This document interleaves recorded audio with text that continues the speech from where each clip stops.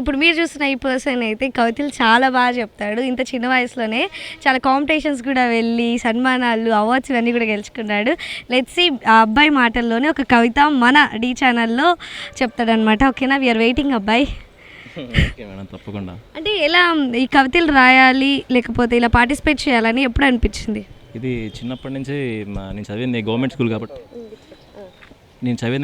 Madam. చిన్నప్పటి నుంచి మా టీచర్స్ ఇంకా లెక్చరర్స్ అందరూ ప్రోత్సహిస్తూ ఉండేవాళ్ళు. నేను లేచిన వెంటనే వాళ్ళందరూ చప్పట్లు కొట్టిస్తూ ఉండేవాళ్ళు. కాబట్టి అది అలా మనకు కూడా ప్రోత్సాహం అనిపించింది.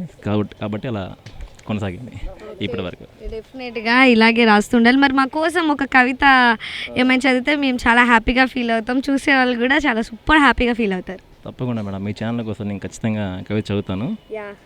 ఇది నేను చెట్టు గురించి రాసిన కవిత. శీర్షిక వచ్చేసి ప్రపంచాన్ని జయించిన నా చెలి.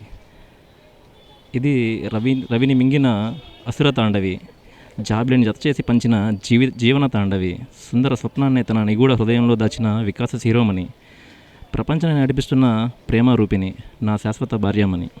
ప్రపంచాన్నే కమ్మేసిన నా చెలి, అడుగడుగున అలుముకున్న నీ నెత్తుటి దారులు రక్తపు అడుగులై సముద్ర దాహాన్నే శాసించిన వేళ, పుడమిని చీల్చి పుట్టుకొచ్చిన ఆశ, ఆకాశాన్నే తక్కిన శ్వాస, మొదటి నుంచి అంతం వరకు అంతా నీవే, ఎటు చూసినా ఏం చేసినా, ప్రపంచ జీవన చదరంగంలో నిండిన నా జీవన తరంగిణి, చిగురించి ఆశా దీపాల సవ్వడే నీలో ఉన్న కొత్తతనం, అపురూపాల ఐశ్వర్యమే నీలో ఉన్న ఆశాభావం, అపురూపం నీ అమాయకపు స్వరూపం, అమోఘం నీలో ఉన్న ఓర్పు భావం, మేఘాలను కూడా మాయ చేసే నీలో ఉన్న సౌందర్యం, పులకింత నువ్వు వన్నెకాంతులుగా తరిమే నీ నిర్మలమైన ప్రేమాభావం మరువలేను, ఎంత ఎదిగినా ఒదిగి ఉన్న నిస్వార్థ శిఖరాగ్రం, ఉదయించే బాణుడిని ముద్దాడి తారతమ్యాలు లేని నీ నిశ్చల మనసులో నింపిన నా సుందరి, నదిలో ఉన్న నీటికి స్వచ్ఛత నీ నవ్వు, సెలయేరు సవ్వడికి గాత్రం నీ మౌనం, ప్రళయ విలయ తాండవం నీ కోపం, వికసించే పుష్పాలకు నీ మది ఓ కోవెల రూపం.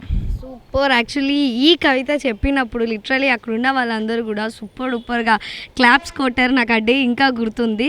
అంటే ఒక ప్రకృతిని కూడా ఒక ప్రేయసిలాగా ప్రేమించి నువ్వైతే రాసావు. అంటే నీకు నేచర్ అంటే ఎంత ఇష్టమో ఇక్కడ అర్థమైపోతుంది.